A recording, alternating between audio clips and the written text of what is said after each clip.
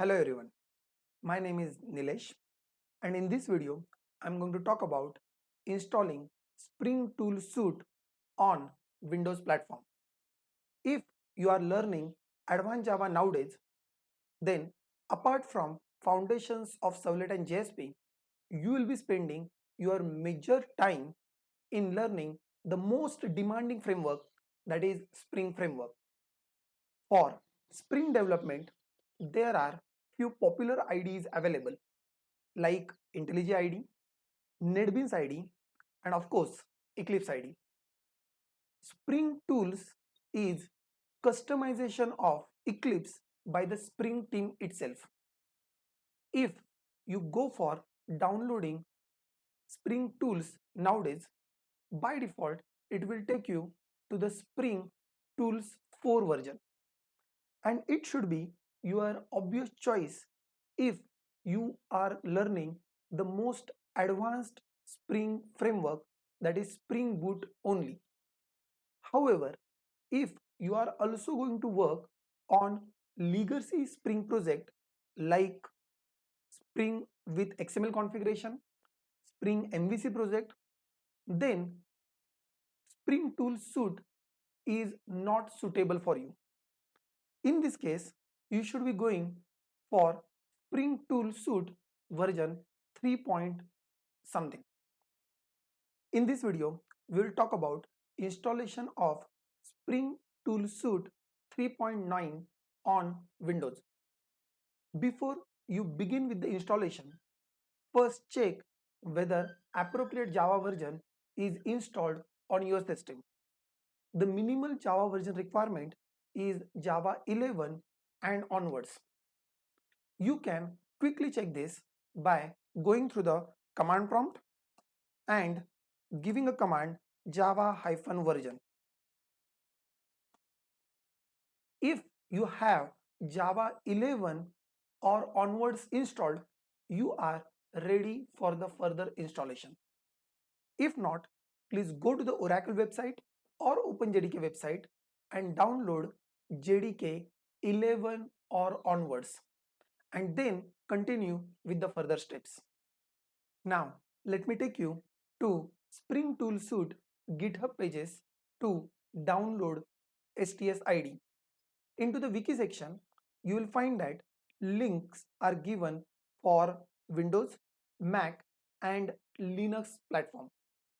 Obviously, I'll be downloading the Windows zip file, and after downloading, all I need to do is extract this into some folder on C drive or D drive. For this video, I have extracted it in C:\program files. There you will find that some STS bundle folder is created, and in this bundle there are two softwares available. One is Pivotal Tomcat server, which is a customization of a Tomcat, and second one is actual STS ID. Let us go into the STS ID, and you find that this is having typical Eclipse kind of setup structure. Just to get started with, all you need to do is sts.exe. You can double click it and it will be open on your screen. On a first screen, it asks you where you want to store all your Spring projects. Give the location of workspace. For this tutorial, I just created a workspace E:\video workspace. You can create it on any of the folder, any of the drive of your choice. Let me open the ID. If you have already worked on some Eclipse ID earlier, you will find that this ID is exactly same, because basically it is a customization of the Eclipse itself. Let us go to the file, new, Spring Starter project, and let us give some name to the project. Let's say I'm giving a name over here, demo1. Please note that it is downloading all startup files from start.spring.io. It only means you should be having active internet connection for using this wizard. I'm choosing to go with the Maven project format, and Java 11 is version that I'll be following. You can click onto the next. For the simple Spring REST service, you should be selecting Spring Web from the web section. You can click on next and finish. For the first time, it will take longer time because it will also download many Spring Framework jars from the Maven repository.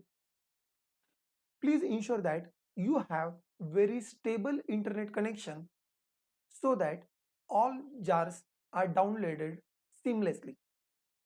Let me move forward for creating the first Hello controller. Inside this, you need to create a new Java class and you can name it, let's say, Hello controller. You should be annotating it with REST controller, and you can declare one simple request handler method. Let's say I'm declaring request handler method hello request handler. Obviously, you can choose any name for display method, and for now I'm returning a simple hello spring over here. The method should be annotated with some request mapping. Let's say I'm using get mapping over here and associate some URL for this.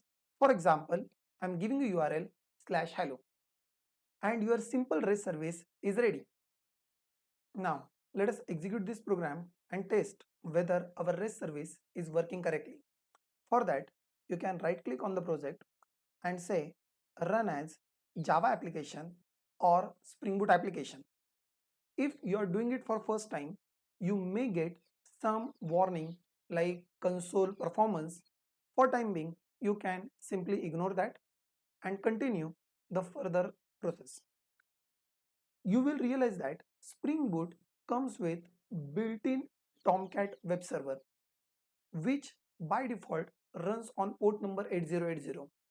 To test this application, you need to go to the browser and give the URL http colon localhost 8080 slash hello, the URL pattern that we have given it in @get mapping, and there you find hello spring is visible.